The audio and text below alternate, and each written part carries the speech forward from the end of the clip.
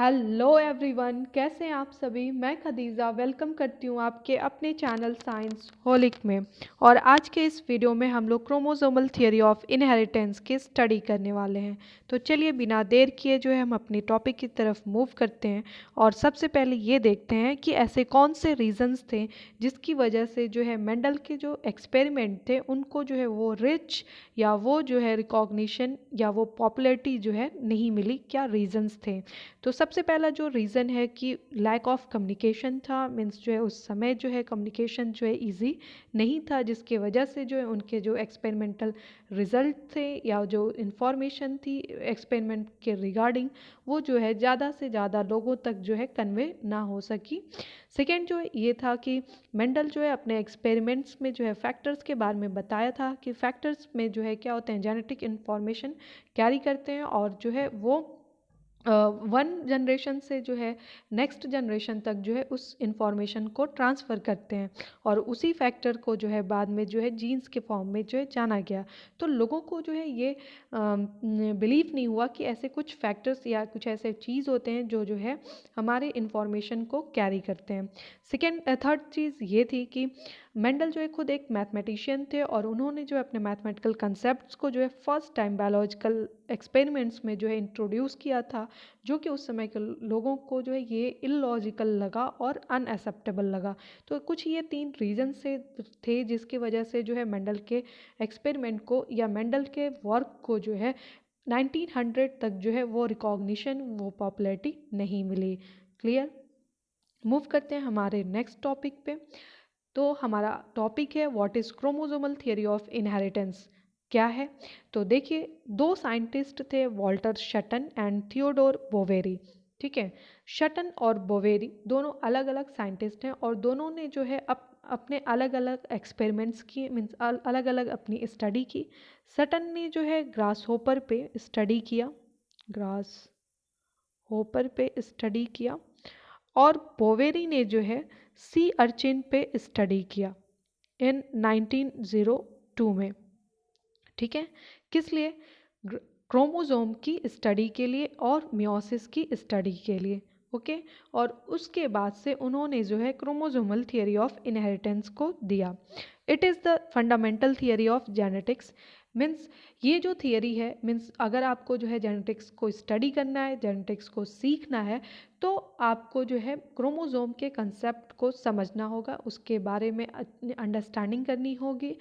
According to this theory, genes are the units of heredity। Means जो है आपके जो जीन्स होते हैं वो हेरेडिटी यूनिट होते हैं, जैसे कि cell are the unit of our body.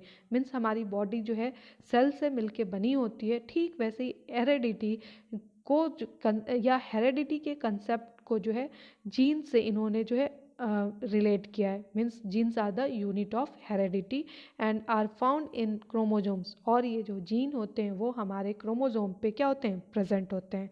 Chromosomal theory of inheritance came into existence long after Mendelian genetics. और ये जो क्रोमोसोमल थियरी ऑफ इनहेरिटेंस है वो मेंडेलियन जेनेटिक्स के काफ़ी टाइम बाद आई। मीन्स जो है मेंडल ने जो है अपने एक्सपेरिमेंट्स जो है 1856 के अराउंड जो है स्टार्ट किया था और 1865 में कंप्लीट किया था। और उसके बाद से 1902 में सटन एंड बोवेरी ने जो है क्रोमोसोमल थियरी को जो है दिया था, या उस समय जो है इसकी ये एग्जिस्टेंस में आया। 1900 ह्यूगो डिवरिस, कोरेंस एंड वॉन शेरमार्क, ये तीन अलग अलग साइंटिस्ट हैं, ह्यूगो डिवरिस, कोरेंस एंड वॉन शेरमार्क। ठीक है, ये तीनों जो है 1900 के टाइम में अलग अलग इन्होंने भी जो है अपना स्टडी किया। और किस पे स्टडी किया? मेंडल्स के रिजल्ट पे। मेंडल ने जो लॉ ऑफ इनहेरिटेंस दिया था, law of dominance, law of independent assortment, law of segregation, और उसके जो रिजल्ट्स आए थे ना, फिनोटिपिक और जीनोटिपिक जो कैरेक्टर आए थे, ठीक है, उस पे इन्होंने जो है री स्टडी किया था, रीडिस्कवरी किया था। और इस और उसके बेसिस पे अपने ऑब्जर्वेशंस को जो है प्रेजेंट किया था। After the advancement in microscope this task became easier. और जब माइक्रोस्कोप में जब एडवांसमेंट हो गई, मीन्स जो है इलेक्ट्रॉन माइक्रोस्कोप आ गया, तो उस समय जो है ये उनकी स्टडी जो है क्रोमोसोम को लेके काफ़ी और क्लियर हो गई। Sutton and Boveri observed the behavior of the chromosomes was parallel to the behavior of the gene when the cells were divided. जब सटन और बोवेरी क्रोमोसोम और मियोसिस पे काम कर रहे थे, वर्क कर रहे थे, तो उन्होंने देखा कि जो क्रोमोसोम का बिहेवियर है वो जस्ट पैरेलल है जीन के। ठीक है, clear? They showed the segregation of the chromosomes during the anaphase of meiosis first. Okay, और उन्होंने देखा कि जो क्रोमोसोम का सेग्रीगेशन है, मीन्स जो क्रोमोसोम क्या हो रही है, डिवाइड हो रही है। देखिए ये हमारा क्या है, क्रोमोसोम है, और ये जो है क्या कर रही है, डिवाइड हो रही है। ठीक है, ये क्या हो रही है, दो अलग अलग पार्ट में क्या हो रही है, डिवाइड हो रही है। कि कब? Anaphase of meiosis first. ठीक है, देखिए सेल डिवीज़न एक अलग कॉन्सेप्ट है जो कि हम लोग चैप्टर 6 में पढ़ने वाले हैं। ठीक है, तो हमारा सेल डिवीज़न 2 टाइप का होता है, एक माइटोसिस एक मियोसिस होता है। मियोसिस भी हमारा क्या होता है, एक लॉन्ग फेज़ है, और माइटोसिस हमारा शॉर्ट फेज़ है। मियोसिस हमारी अगेन 2 फेज़ में कंप्लीट होती है, मियोसिस फर्स्ट और मियोसिस सेकेंड। तो या उन्होंने जो है मियोसिस फर्स्ट के एनाफेज स्टेज में जो है ये देखा कि क्रोमोसोम जो है वो अलग अलग 2 पार्ट में क्या हो रहे हैं, डिवाइड हो रहे हैं, सेग्रीगेट हो रहे हैं। The idea of the chromosomal segregation combined with the Mendelian principles gave rise to the chromosomal theory of inheritance. उन्होंने मीन सटन एंड बोवेरी ने जो उनका क्रोमोसोमल सेग्रीगेशन का जो कंसेप्ट था उसको जो है मेंडेलियन प्रिंसिपल के साथ क्या किया, कंबाइन किया। ठीक है, आप लोग जो है जो लॉ पढ़े होंगे उसमें हम लोग क्या कर रहे थे, गैमेट्स बना रहे थे ना। तो गैमेट्स क्या थे, जो हम लोग पेरेंट्स ले रहे थे वो क्या हो रहे थे, डिप्लॉयड हो रहे थे, ट्विन थे। जब गैमेट्स बन रहा तो हैप्लॉयड हो रहे थे, और जब उनका फर्टिलाइजेशन हो रहा था, मीन्स जब वो क्या कर रहे थे, क्रॉस हो रहा था उनके बीच, तो फिर वो क्या हो जा रहे थे, फर्टिलाइजेशन के रिजल्ट में वो फिर वो कंबाइंड होकर डिप्लॉयड दे रहे थे। ठीक है, तो यही चीज़ है कि क्रोमोसोमल सेग्रीगेशन को जो है उन्होंने जो है मेंडेलियन प्रिंसिपल के साथ कंबाइन किया और क्रोमोसोमल थियरी ऑफ इनहेरिटेंस दिया। ओके, यहाँ तक क्लियर? देखिए यहाँ पे कुछ इस फिगर के थ्रू जो है आपको जो है कुछ एक बेसिक कंसेप्ट मैं बताने जा रही हूँ, आपको मालूम भी होगा बट मैं क्लियर कर रही हूँ। आप देखिए ये हमारा एक सेल है, और सभी को मालूम है कि सेल के अंदर हमारा क्या प्रेजेंट होता है, न्यूक्लियस प्रेजेंट होता है। और इस न्यूक्लियस में जो हमारे बहुत सारे क्रोमोसोम्स जो है क्या होते हैं, स्कैटर्ड होते हैं। ये हमारा क्रोमोसोम है। ठीक है, और ये इस क्रोमोसोम पे जो है हमारा क्या होता है, जीन जो है प्रेजेंट होता है। देखिए ये जो आपको इस पे बार्स जो है दिख रहे होंगे ना, ये जो बार्स दिख रहे हैं, दैट इज़ द जीन। ये हमारा क्या है, जीन है। ठीक है, मीन्स अभी इससे पहले हम लोग ने स्लाइड में पढ़ा कि genes are present on chromosome. Okay, और इसी जीन के एक छोटे से पार्ट को, मीन्स एक small part of gene is known as DNA. Means एक स्मॉल फ्रैगमेंट जो है जीन का वो क्या कहलाता है, डीएनए कहलाता है। तो इस तरीके से आपको जो है क्लियर हुआ कि क्रोमोसोम आपका जो है न्यूक्लियस में प्रेजेंट होता है, और जीन जो है हमारा क्रोमोसोम पे प्रेजेंट होते हैं। और जीन के एक छोटे से पार्ट को हम लोग क्या कहते हैं, डीएनए कहते हैं। मुझे लगा कि ये आपको एक बेसिक कंसेप्ट क्लियर करना चाहिए, मैंने यहाँ पे क्लियर किया। ओके, तो देखिए अब यहाँ पे जो है थोड़ी सी समझने वाली बात है, जैसे कि जो है हम लोग ने जो है पहले ही बोला कि सेल डिवीज़न। ठीक है, सेल डिवीज़न को समझने के लिए सबसे पहले हम लोग जो है एक ब्लैंक स्लेट ले लेते हैं। देखिए आप सभी को जो है आप लोग सेल साइकिल के बारे में सभी सुने होंगे। सेल साइकिल, सेल का एक साइकिल चलता है सेल डिवीज़न के टाइम पे। तो देखिए सेल साइकिल जो है स्टार्ट होती है हमारी जीवन फेज से, फिर जीवन के बाद से आता है हमारा एस फेज़, एस फेज़ के बाद आता है हमारा G2 फेज़, और G2 फेज़ के बाद आता है हमारा एम फेज़।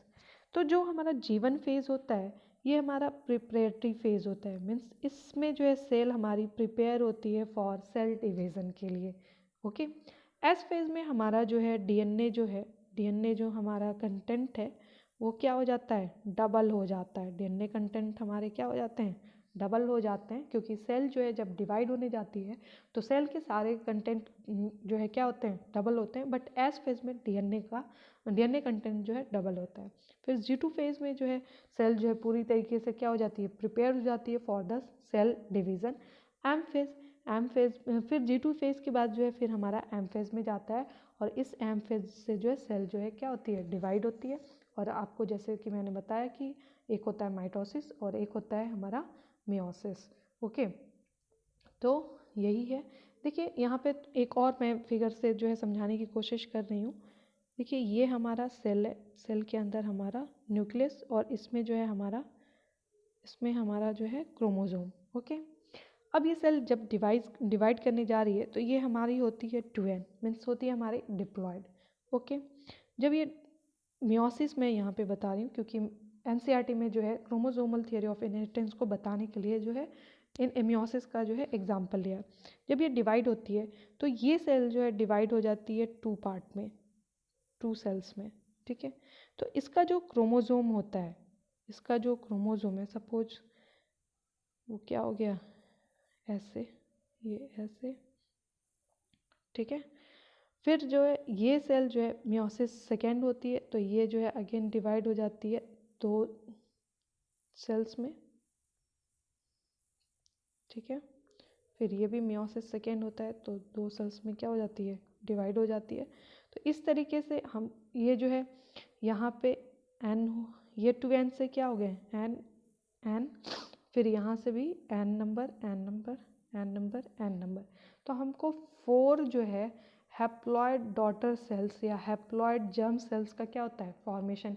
ये n और 2n का मतलब नंबर ऑफ क्रोमोसोम्स है। यहाँ पे क्रोमोसोम्स का नंबर डबल है, यहाँ पे जो है हाफ हो जा रहा है, फिर यहाँ पे जो है हमारा क्या हो जा रहा है, हाफ हो जा रहा है। तो बस इसी फिगर को जो है एनसीईआरटी ने जो है इस तरीके से जो है शो किया है। तो चलिए देखते हैं यहाँ पे। देखिए ये हमारा G1 फेज, ये हमारी सेल, और सेल के अंदर हमारा जो है क्रोमोसोम, ये हमारा क्रोमोसोम। ठीक है, इसमें हमारा डीएनए कंटेंट है ये।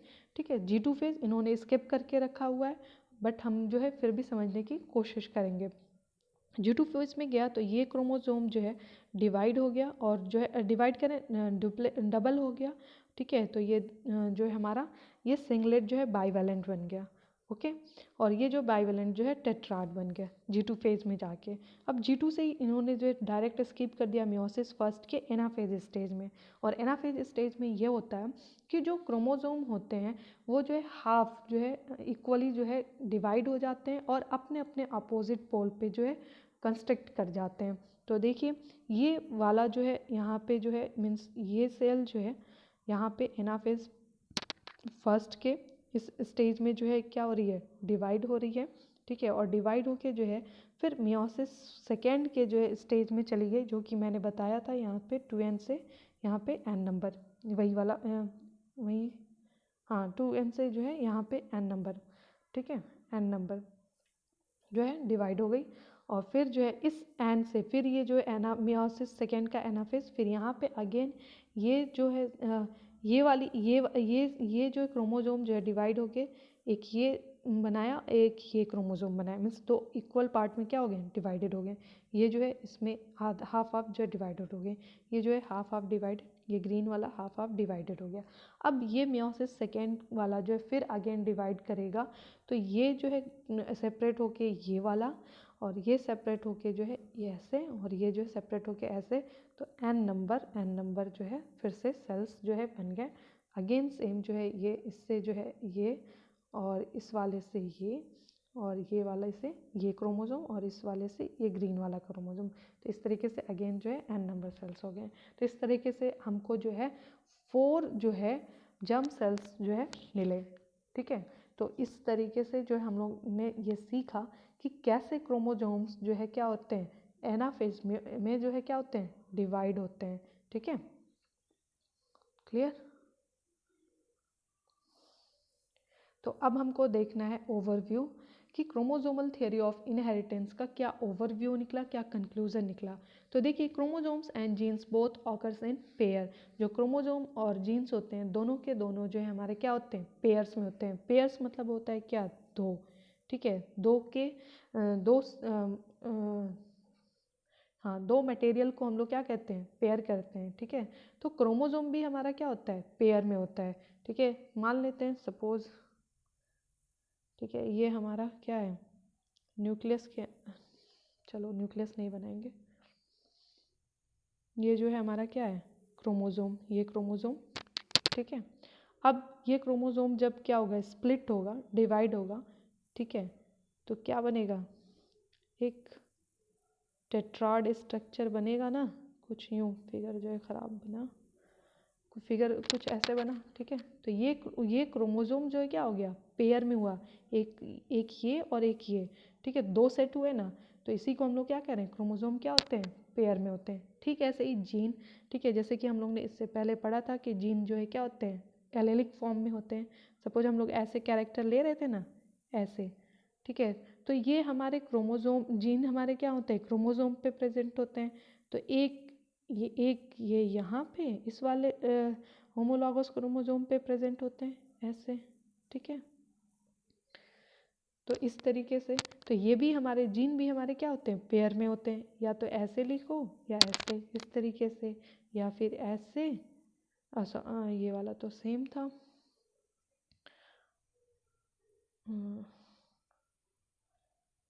या फिर ऐसे, ठीक है। तो जीन हमारे क्या होते हैं, पेयर में होते हैं, ओके। तो इसका ये कंक्लूजन निकला, genes are located on chromosomes, genes जो है हमारे क्या होते हैं, क्रोमोसोम्स पे प्रेजेंट होते हैं। Homologous chromosomes separate during meiosis, जैसे कि पिछले हम लोगों ने स्लाइड में पढ़ा कि होमोलॉगस क्रोमोसोम्स जो है क्या हो जाते हैं, सेपरेट हो जाते हैं, दो अलग अलग पार्ट में क्या हो जाते हैं, डिवाइड हो जाते हैं। फिर fertilisation restores chromosome number into diploid condition, वही हमारा क्या, पहले 2n से हमारा n, फिर जब जो है फर्टिलाइजेशन होता है तो फिर ये जो क्या हो जाता है, 2n हो जाता है। जैसे हम लोग पढ़ते हैं ना, जैसे कि ये हमारा ओवम, ये सभी को कंसेप्ट मालूम होता है, ये वाला ओवम, और ये हमारा स्पर्म, ये हमारा क्या होता है 2n, ये हमारा क्या हुआ 2n, ठीक है। इसका गैमीट बना तो n हुआ, इसका गैमीट बना तो n हुआ, और जब ये फर्टिलाइजेशन हुआ अगेन फिर ये क्या हो गया 2n, मीन्स जो है डिप्लॉयड से हैप्लॉयड और फिर हैप्लॉयड से डिप्लॉयड, मीन्स जो क्रोमोसोम नंबर थे वो फिर क्या हो गए, डिप्लॉयड हो गए। तो ये है हमारा क्रोमोसोमल थियोरी ऑफ इनहेरिटेंस। तो मैं उम्मीद करती हूँ कि आपको ये कंसेप्ट समझ में आया होगा, आपको अच्छा लगा होगा। वीडियो अगर आपको अच्छा लगा तो लाइक करें, शेयर करें और सब्सक्राइब करें, और चैनल को ज़्यादा से ज़्यादा शेयर करें अपने दोस्तों में। That's it.